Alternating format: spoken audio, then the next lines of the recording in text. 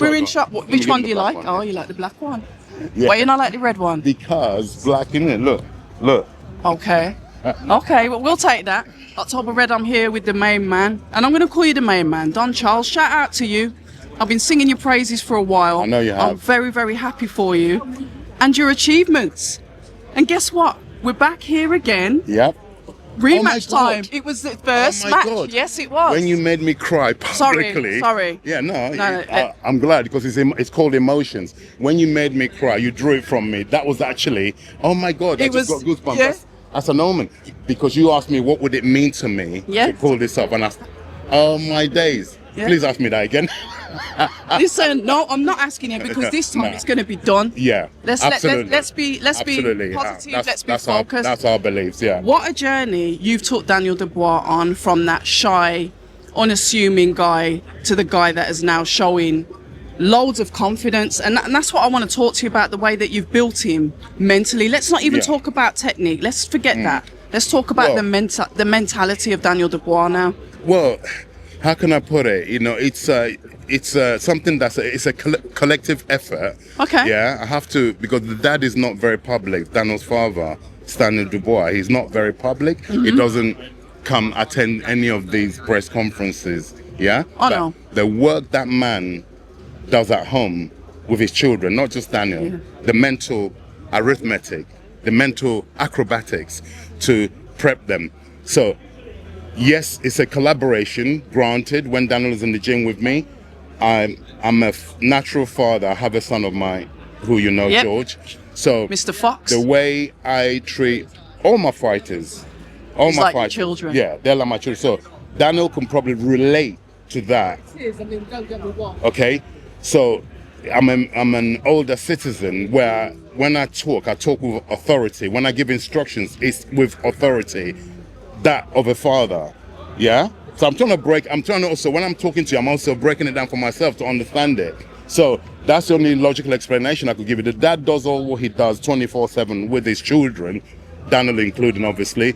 Then when it comes to the profession of Daniel, which is boxing, I'm the coach, and the way I relay information, the way I treat him, helps to raise this kid in every capacity. He's matured in every capacity. So that's what you're saying. What I will say is his dad has always been his dad, but you haven't always been his trainer. And I will say that Daniel has come on leaps and bounds from when you were his trainer, from when he went out in Poland. You know, that he went out foreign soil, people booing him, but he had that energy. He was there. A gladiator. And it's just that mindset, building the fighter. Look, but we've got demons with this one, because obviously there was the saga over the low blow. I'm not going to get into that. What's done is done. And then basically Daniel, you know, looking potentially for the way out towards the ending of the fight. Is that going to have some ghosts in his head going into this one after his, you know, success against Miller? Obviously, the devastating work that he put in against former two-time world champion Anthony Joshua. Is that going to have some effect? And Hrgovic, let's not even forget, Yeah. He's done so much. Yeah, so, yes, he has, indeed, but... The demons, are there going to be demons from this? No, everything's been exercised, everything's been... like that. Yeah, The demons are gone. We chanted it and pushed him away. He's in a very good place, yeah? And if it's written, which we believe it's written, for this opportunity to be presented to him again, right? And the main thing we have to look at here is that when we had that first encounter with Usyk, first fight in Poland, Daniel had only been with me for 14 weeks. Oh, he was fresh to you? That was our first fight together. All right. So that's a big factor. Now, by the time this fight takes place on the 19th of July right here in Wembley, he would have been with me for 24 months. There's a lot of growth there. Do you feel that pressure then, Don? What pressure? Like going into the second fight? Pressure makes diamonds. There is pressure, granted, of course, but it's a beautiful pressure.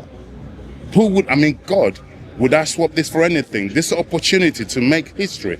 Heavyweight Undisputed Championship have never happened here in the UK. So this is historical. Absolutely, and we're going to grow another pair of arms. Daniel is the team to seize the moment, take this opportunity. We will not let it slip.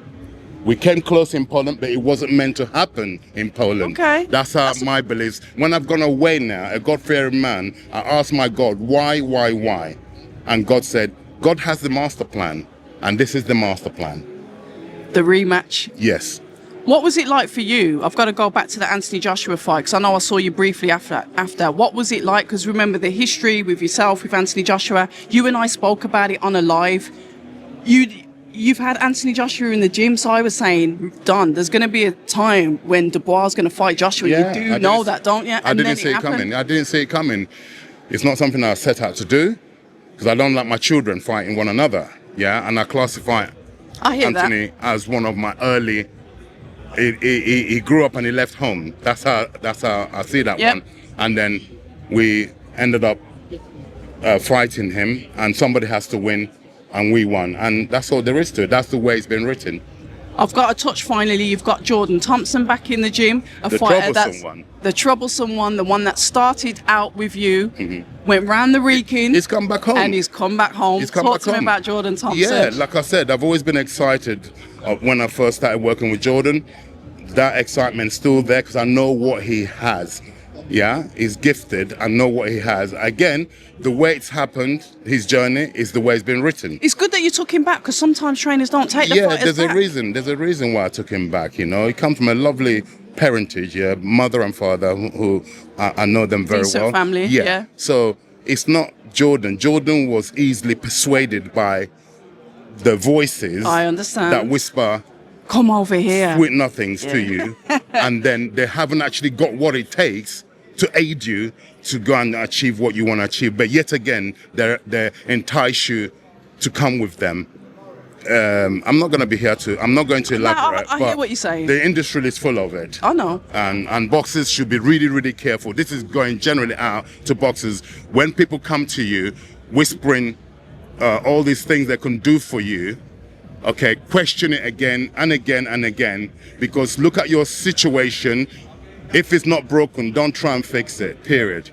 And that's what we're going to end on because I know you got to get to the top table. Listen, your time, I'm extremely happy for you. I'm glad everything you've said has come into fruition. It's written Don by Charles. God. What's written is written. No human being can tamper with it. We love it. Don Charles, I'm coming down to you, Jim, anyway. You should. I need to get down there. Let's do it. You've got Daily Perales in there, Jordan Thompson in there. Let's come and have a word with the fighters. I love it. Don, I wish you all the best. Stay blessed. All right? Okay, stay blessed. People say I'm toxic, and honestly, I don't care.